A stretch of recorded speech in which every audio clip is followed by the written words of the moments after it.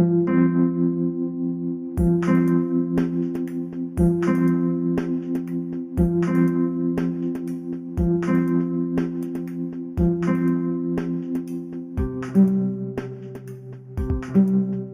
Gundam fans, this is Bram92, and today I'll be looking at the 10144 high grade Zsa.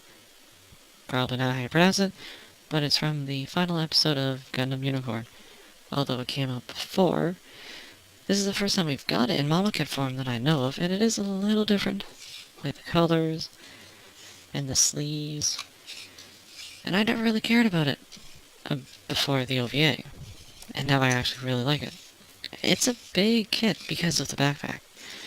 This backpack definitely makes it unique. Without it, it's still kind of cool. And it does have a lot of stickers, but they're like detailing. You got the one it's the black piece in the head here, and then the mono eye. This little green piece on the chest, red on the shoulders, all little missiles here on the arms, the sleeves, the reds in here. There is more. It's like a gunmetal sticker here on the tail fin. Green sticker here, kind of looks like a cockpit. The one on the nose cone here, which I swear is too big for the actual the part it's molded into.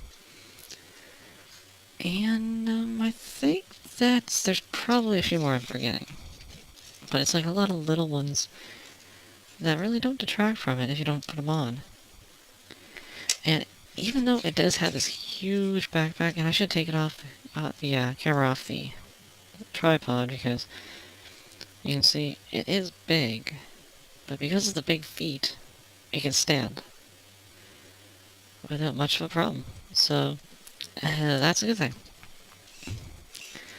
And I just really like how it looks. It's very different from, even in terms of Zeon suits, it is very different and very cool. I just really like the design of it. It's a very neat looking Zeon mobile suit.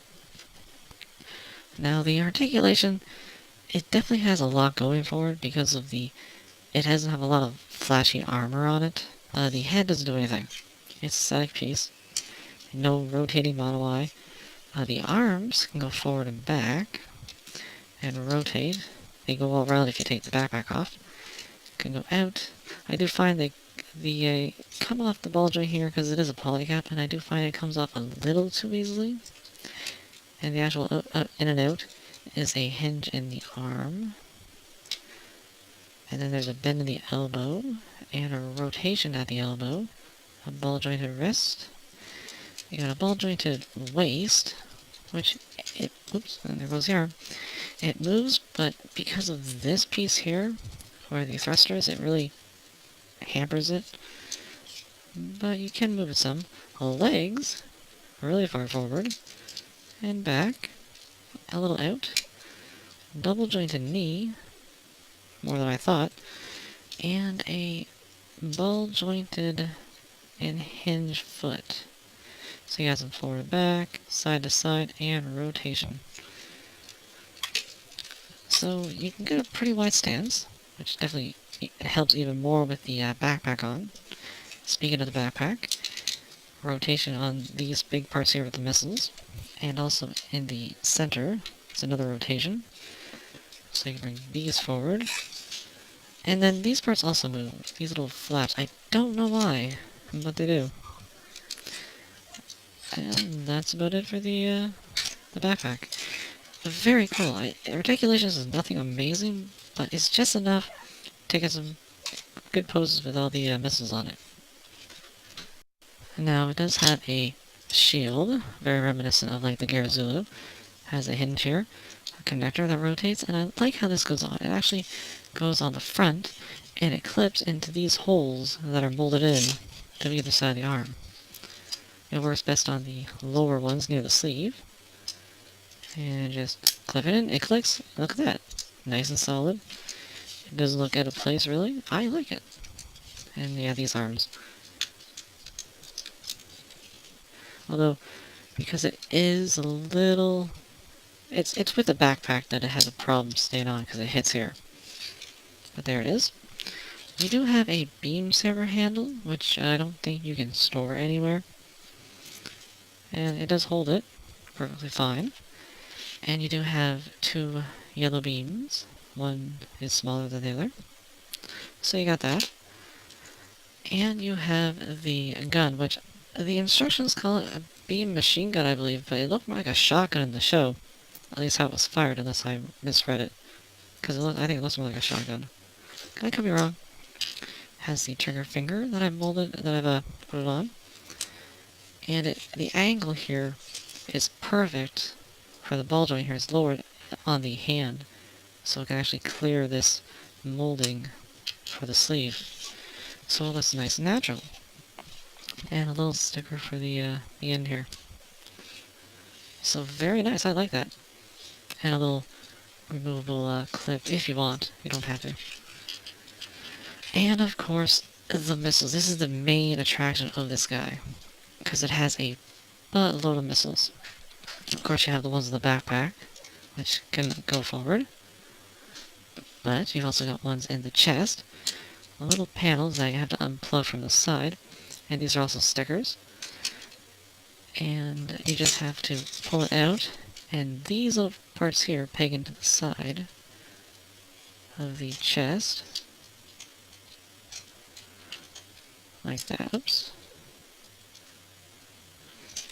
Like that. So now it looks like it's opened up.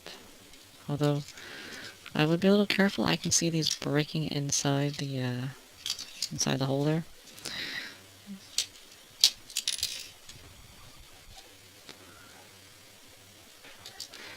Yeah, they might have been able to engineer a little hinge, but I think this is for the best. Really.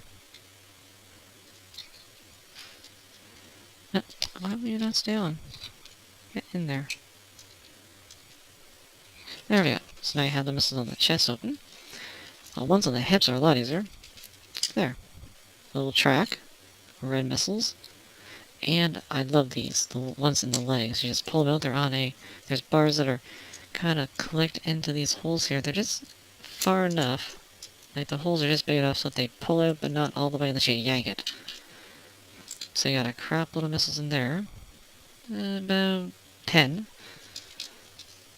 And on here. And of course you also have the ones in the arms. So this guy is loaded. This is what I wish they would have done with the high grade Zabanya. If they ever make a master grade or an RE Zabanya, this is what I expect. All the panels to open up, missiles just everywhere. And I really like this. This is cool. This is how I want to display it. Just missiles ready to go. Oops. So, the thing is that with these open, it's hard to get the legs in a proper position with the backpack on. Speaking of the backpack, you can detach it. And it does work on its own. It did in the show. Oh yeah, these little flaps can move. I don't know why. But it does have a little spot here for a stand. So you can peg it in and have it beside the Zsa if you want. And it is pretty cool on its own. It's very big, very bulky, as you can see. He looks very insignificant without this on. Definitely a lot smaller. It just pegs right there. And he just has some thrusters, so even without this he can still move. Which is good. Yeah, this thing is actually pretty cool in its own right. But it definitely makes this guy what he is. And these panels do not like to stay on. So aside from a few of the hatches for the missiles being a little finicky to open up, I really like the accessories. I love these missiles. I expect great things with other missile-heavy mobile suits in the future for model kits because of this guy. So accessories are really good. Now, because he is so big, let's compare him to an average-sized mobile suit from the same series, the Zaku Marine. And you can see, from head height, he is more of a hunchback, but when you add the backpack, you get a little bit of a height difference. And just because it's still here, how about my Jack Edge S?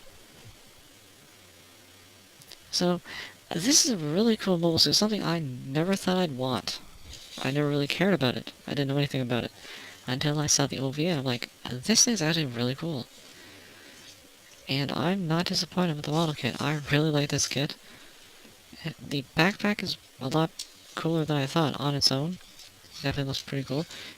And even though it's really big, it can stand with it. I think the accessories are decent. I wish some of the panels would open up a little easier with the missiles, but like I said, they need to do more of these things with high grades. Because this guy is a little bigger and bulkier, they could get away with it. But I really do like it. So that's about it, and I'll see you at the next review.